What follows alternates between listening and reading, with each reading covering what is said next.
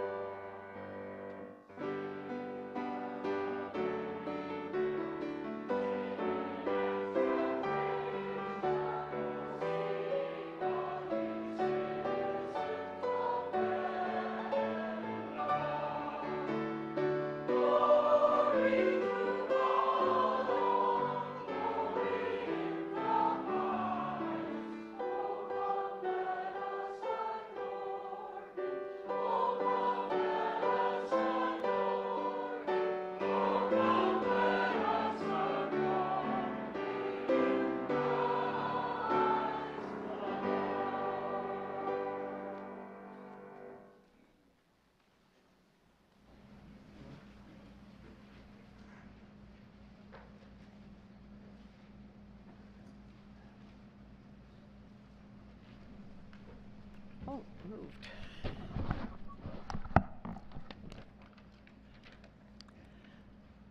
The birth narrative according to Luke, chapter 2, verses 1 to 7. In those days, a decree went out from Caesar Augustus that all should be registered. This was the first registration when Quirinius was governor of Syria. And all went to be registered, each to his own town. And Joseph also went up from Galilee, from the town of Nazareth to Judea, to the city of David, which is called Bethlehem, because he was of the house and lineage of David, to be registered with Mary, his betrothed, who was with child. And while they were there, the time came for her to give birth. And she gave birth to her firstborn son, and wrapped him in swaddling cloths, and laid him in a manger, because there was no place for them in the inn.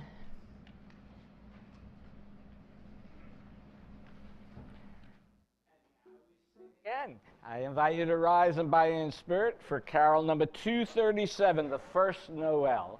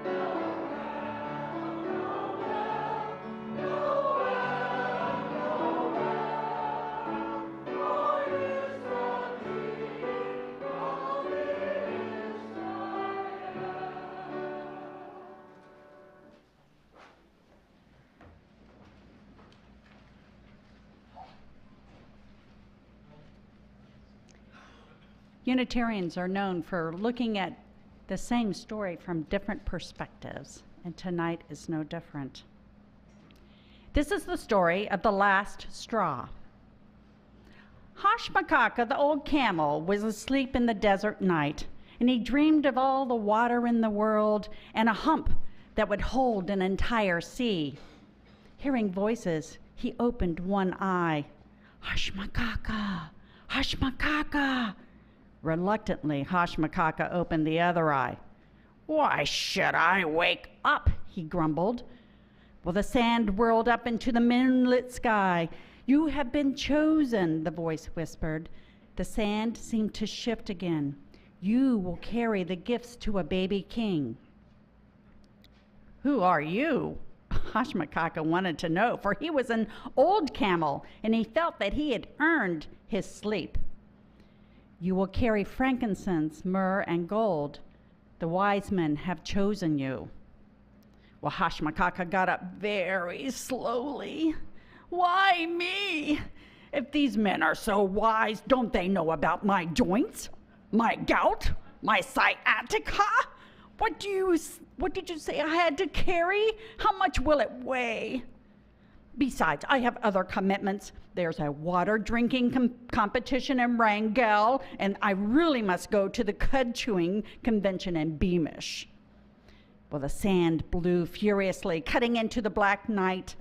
Hashmakaka was startled and decided he'd better do as the voices said. Who knew what made the sand move like the creatures with great wings? When do I start? He asked carefully. Today. And with that, the sand voices disappeared, and it was morning. It was still early as the servants of the wise men placed the precious gifts onto Hashmakaka's back. The young camels ran to their good friend, and they all looked up to him because he was old, and they thought him wise. You must be a very special camel, they sighed. Well, yeah, I am special. Well, Hashmakaka puffed out his chest in pride and then said something a little foolish.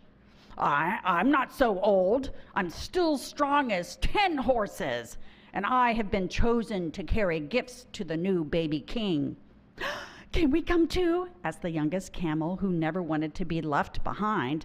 Aren't we your friends? Shouted another.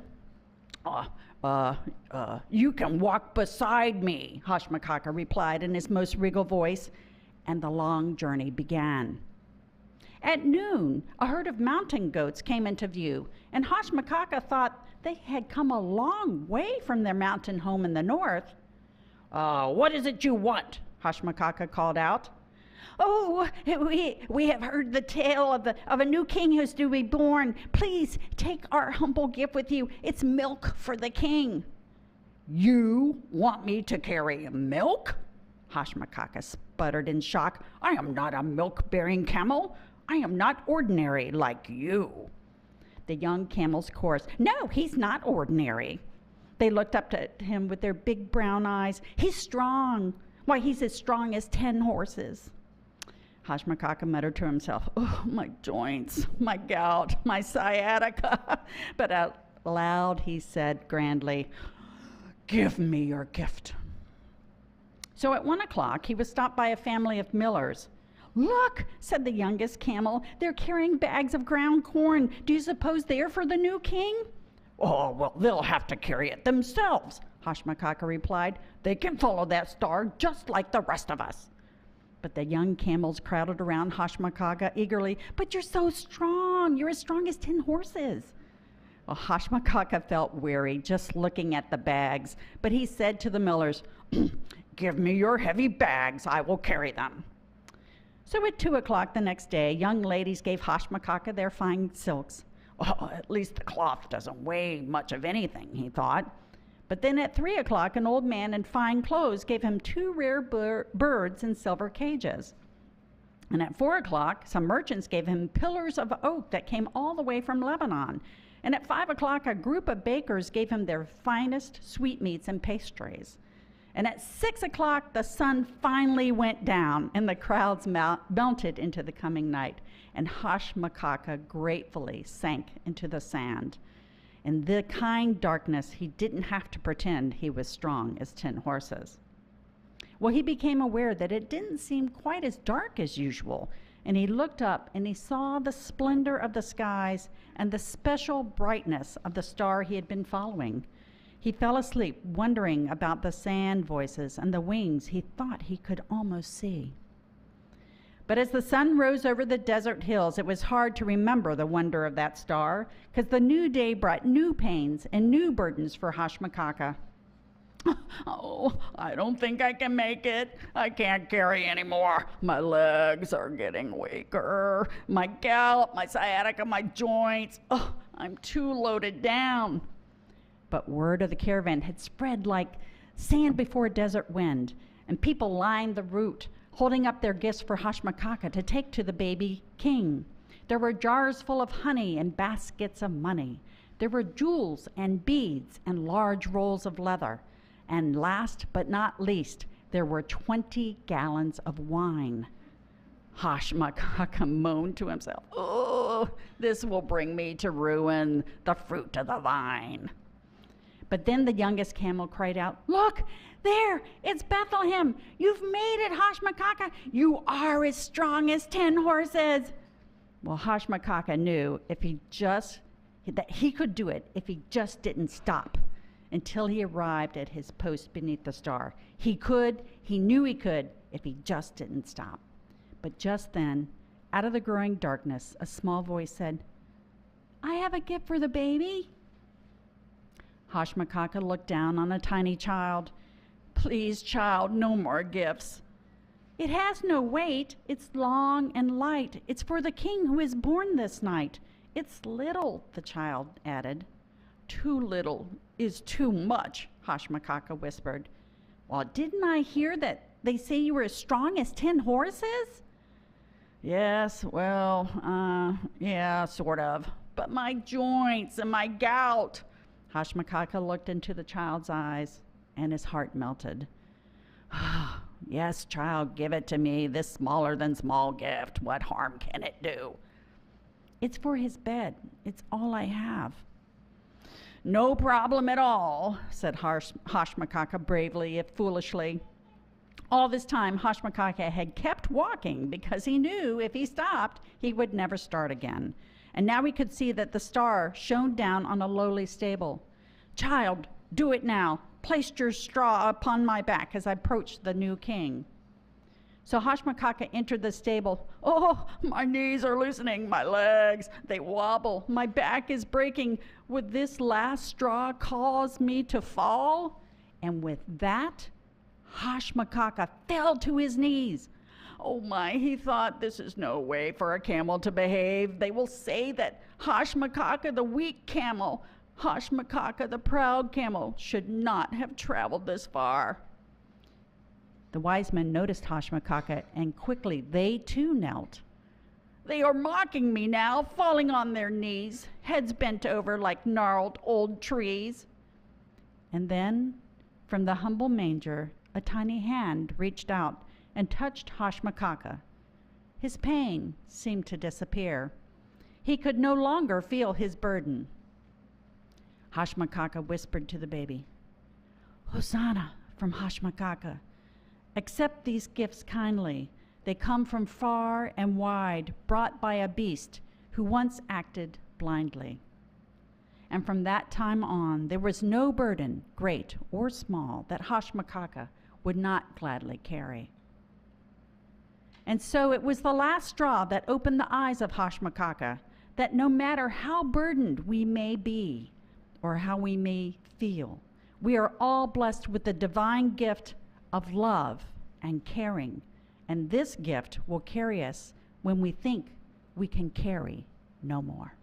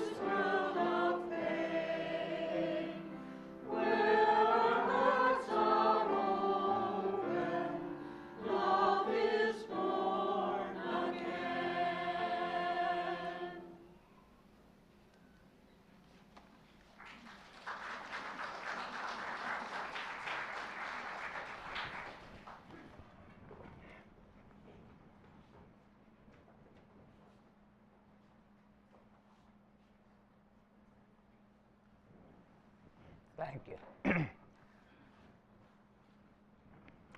Thank you. Thank you all. So as Unitarian Universalists, come on, computer.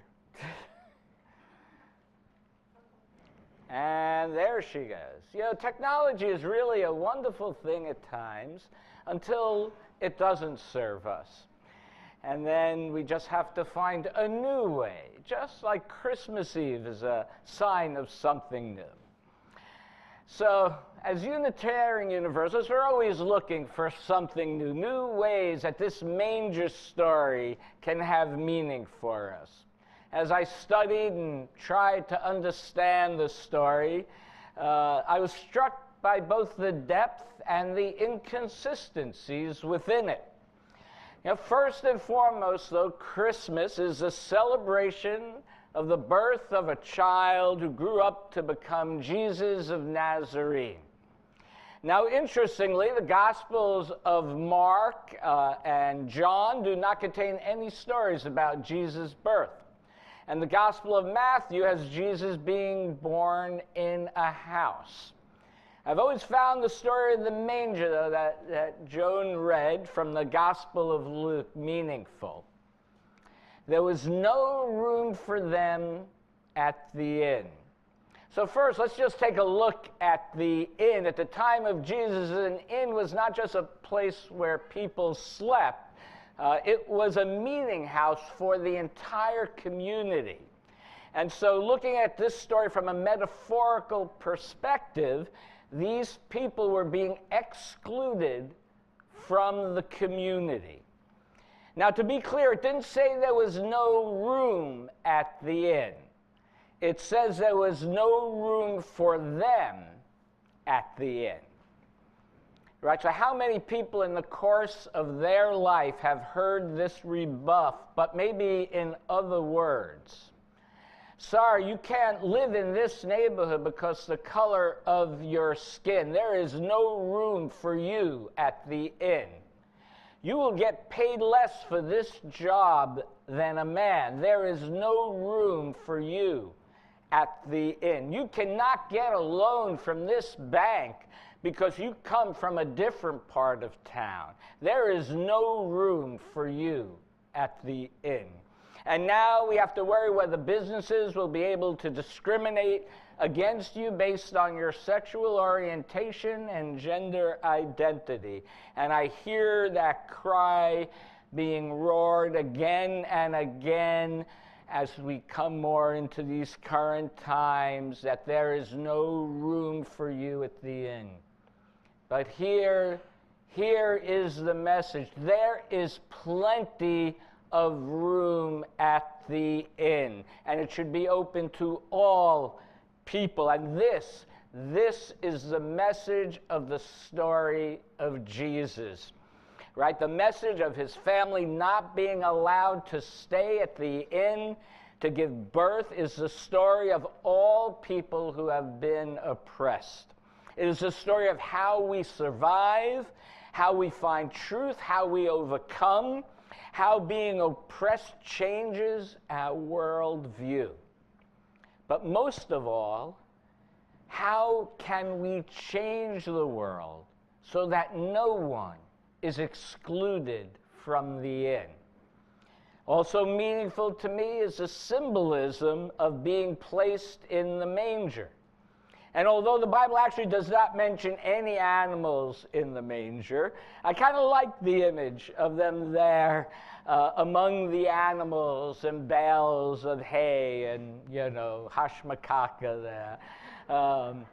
And I look at this as human beings being in harmony with nature, of being one with the universe. And I find this message as well an environmental vision, that we need to live in accordance with nature, right? Not abuse it, not dominate it, but live in it. A place where our babies are safe, where all people are safe, where we can live and grow within a comfortable and healthy environment. The story of Jesus is a story of new creation, of life, of new beginnings, and how those beginnings, although they may seem scary and uncertain, ultimately, this is the story of finding hope in a time when there is no hope. In this time of Jesus, when the Jewish people were under the yoke of oppression of the Roman Empire, this young baby grew up to give his people hope and to show them a new way to create and live within society, to help them create a kingdom of heaven on earth. And in times like this, the Christmas story is a good reminder that amidst the financial struggles and the world conflicts that we're having, that there is another way to live, that there is hope for a better world, and there is a different paradigm for which we can resolve our disputes. And, at this time of year, I notice people just seem a little happier, a little nicer, a little more willing to go out of their way to help one another, unless you're in a traffic jam on I-75. But these feelings that in general, I do find people are a lot more patient this time of year. And these feelings are a reminder of how we can treat each other all year long. A reminder of how we can envision and live in this world with peace, with love, and justice for all. May it be so. Amen. And one of the ways that we put our values into action is by sharing our offering from tonight. Each Christmas Eve, we request donations to prevent homelessness among people in public housing. When a person in public housing gets behind in their rent or FPL payments due to illness, injury, or any other event that impacts their income, they can lose their electricity or be evicted. So requests come to us as a church from the head of Sarasota Housing Authority, and they're vetted by a subcommittee of the Social Justice Committee. Your generous donations tonight will help safeguard families from losing their electricity and home. So I ask you to be as generous as you can when the offering basket comes around. Let this sacred time begin.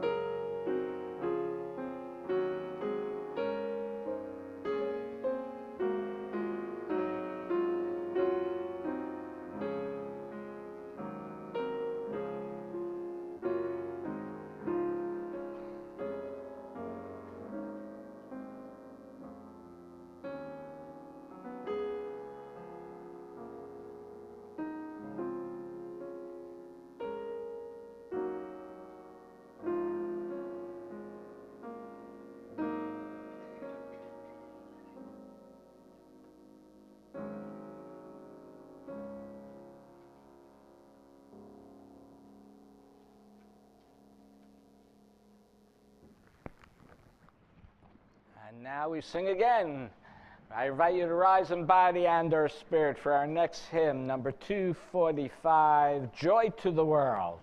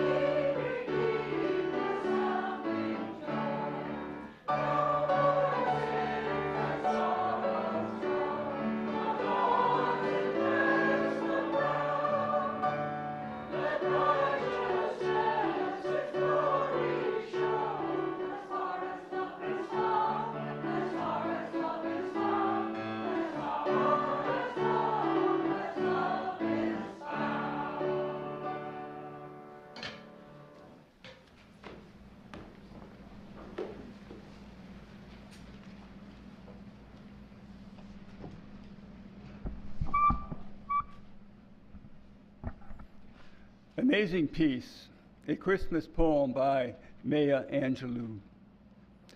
Thunder rumbles in the mountain passes, and lightning rattles the eaves of our houses. Floodwaters await us in our avenues. Snow falls upon snow, to avalanche over unprotected villages. The sky slips low and gray and threatening. We question ourselves. What have we done to so affront nature? We worry God. Are you there? Are you there really? Does the covenant you made with us still hold? Into this climate of fear and apprehension, Christmas enters. Streaming lights of joy and ringing bells of hope and singing carols of forgiveness high up in the bright air. The world is encouraged to come away from rancor, come the way of friendship. It is the glad season. Thunder ebbs to silence and lightning sleeps quietly in the corner. Floodwaters recede to memory. Snow becomes a yielding cushion to aid us as we make our way to higher ground. Hope is born again in the faces of children. It rides on the shoulders of our aged as they walk into their sunsets. Hope spreads around the earth, brightening all things, even hate which crouches, breeding in dark corridors. In our joy, we think we hear a whisper. At first, it's too soft, then only half heard. We listen carefully as it gathers strength. We hear a sweetness. The word is peace. It is loud, now it is louder, louder than the explosion of bombs. We tremble at the sound, we are thrilled by its presence.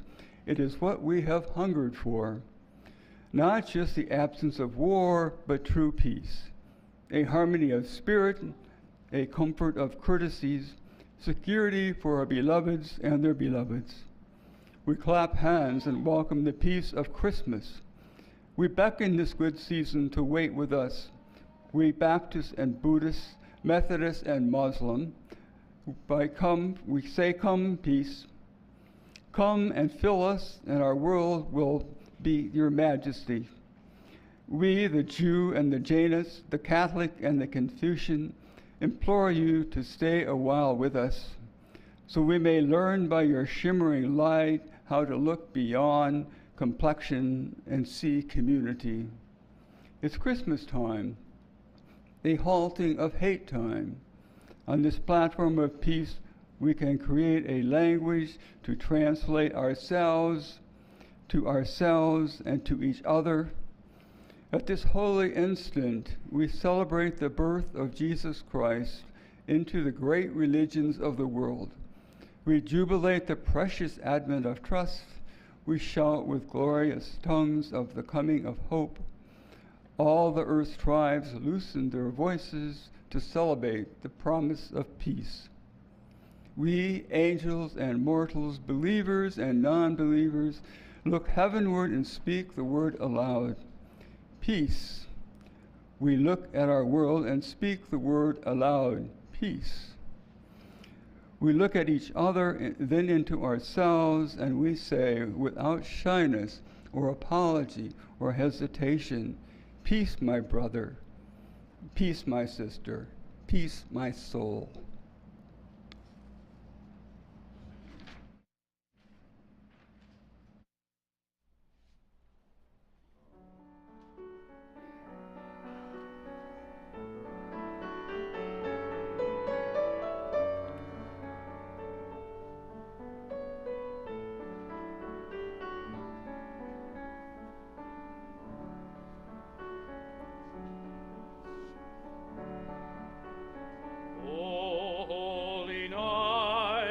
The stars are brightly shining. It is the night of the dear Savior's birth. Long lay the world in sin and error pining, till he appeared and the soul felt its worth. A thrill of hope, the weary world rejoices, for yonder breaks a new and glorious morn. Fall on your knees, oh, hear the angel voices, oh, no.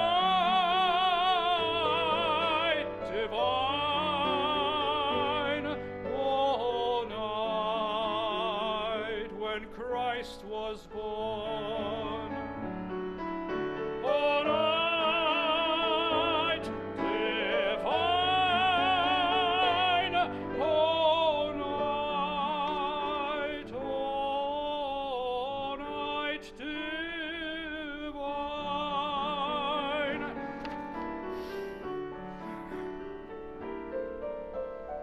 Truly he taught us to love one another. His law is love, and his gospel is peace.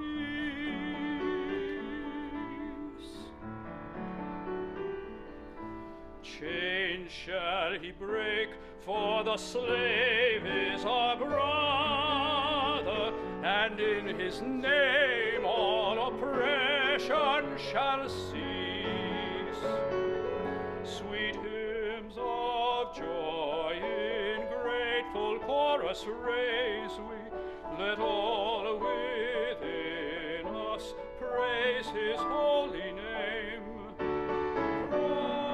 Christ is the Lord, oh praise his name forever. His power and glory evermore proclaim. His power and glory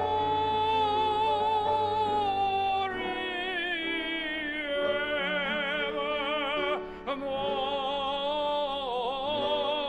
proclaim.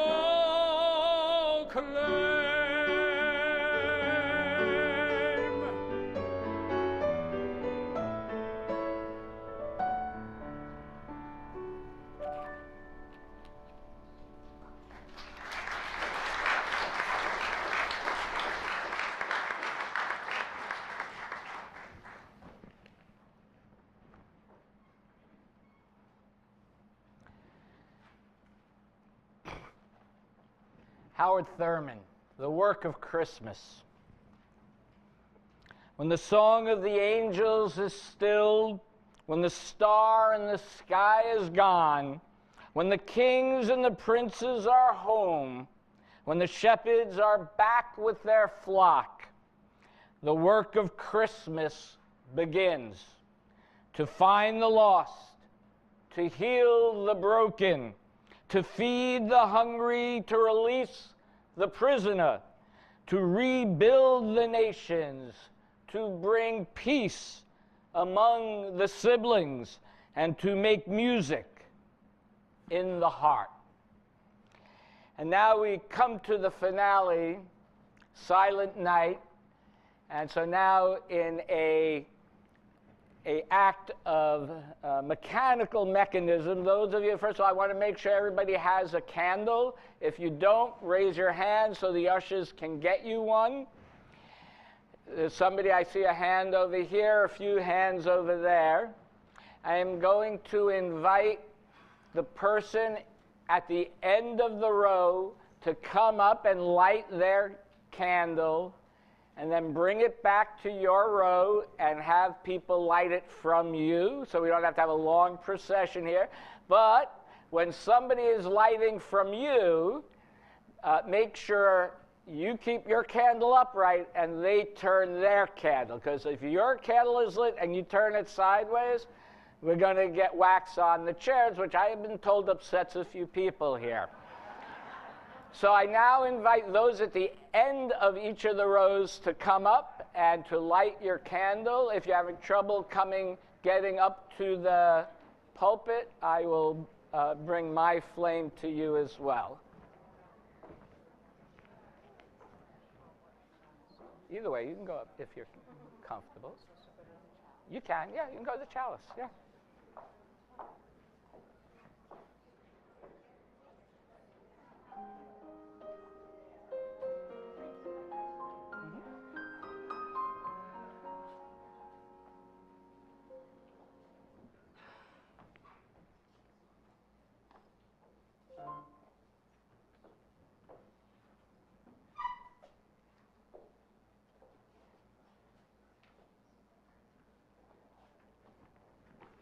Either way, sorry.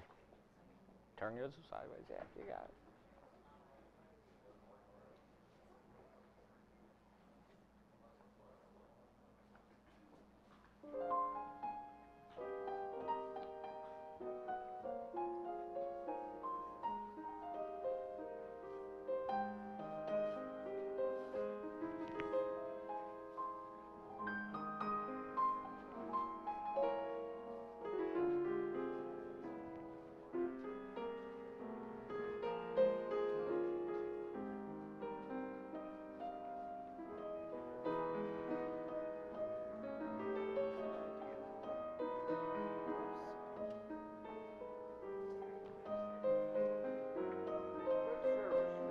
Thank you.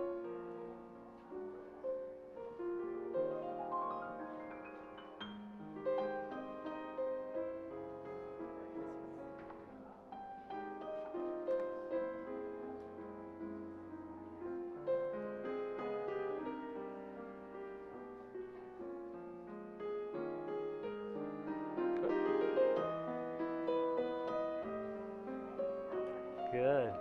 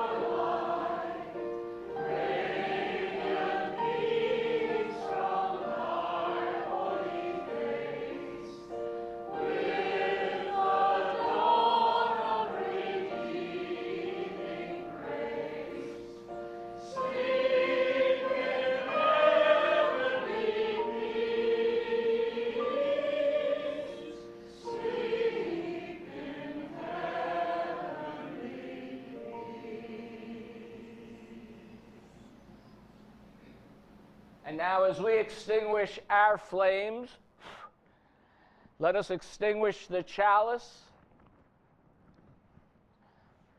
Okay. But not the light of truth.